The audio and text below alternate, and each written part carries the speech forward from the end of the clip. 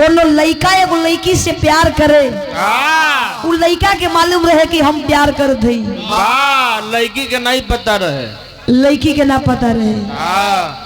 हम कहिला गुरुजी शुरुआत में प्यार एकदम खीर के जैसे लगेला, आ जब बिछड़ जाला तो तीर के जैसे लगेला, आ जब एकदम जब अलविदा हो जाला, जब लोग छोड़ देला एकदम जना कि मरल समझ के, तो एकदम फकीर जैसे घूमे लागे।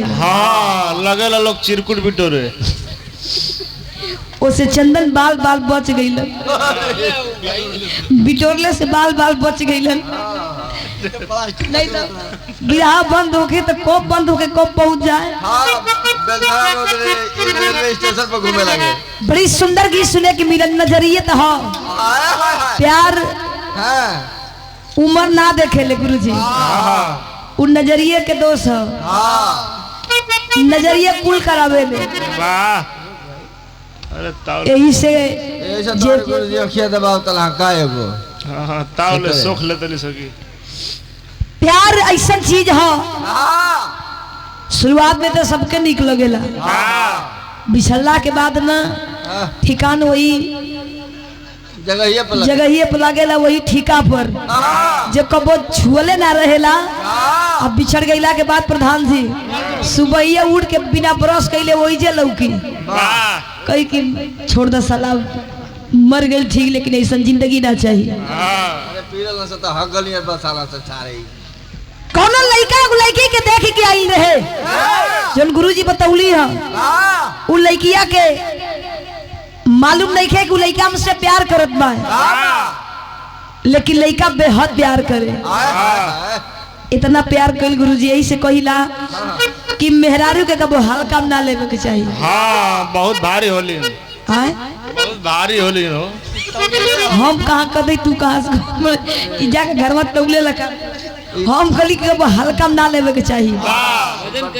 एक दिन मर्द अपने मेहरारू के भुलवावे लगल गुरुजी, कलश के धन तुम्हार जान बाड़ो, तुम्हार परान बाड़ो। हे जमाने के देखते हुए तो उससे को बात पूछल जात बनिए रानी, कबो कबो यही सिनेमा में हमरे बड़ा दर्द होला, मर्दा कहत बा कबो कबो यही सिनेमा में बड़ा दर्द होला, कबो कबो ये सोचिला कि अगर हमके हार्ट अटैक आ जाई, हम मर जाई, ते धन हमरे मर गईला के बाद का तू दूसर बियाह क लेबू। मेरे रुआ कलस हाजो के काजी रउआ ये कहो, रउआ मर जब तो हम दूसर बियाह कतई ना करब, विधवा का जिंदगी जी लई।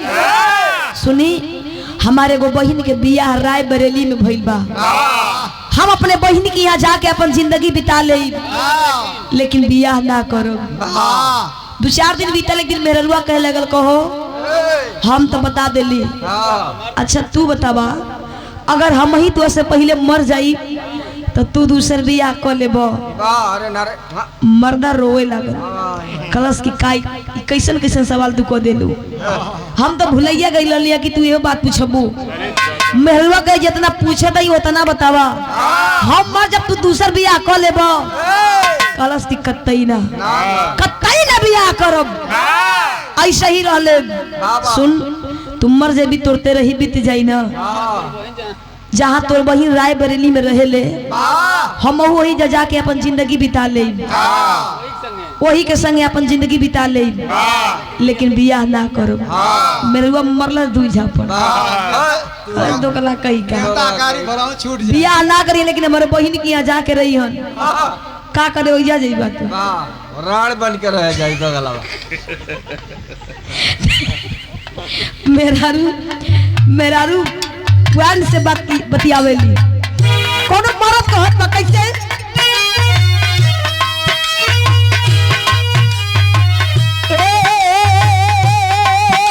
रानी हो,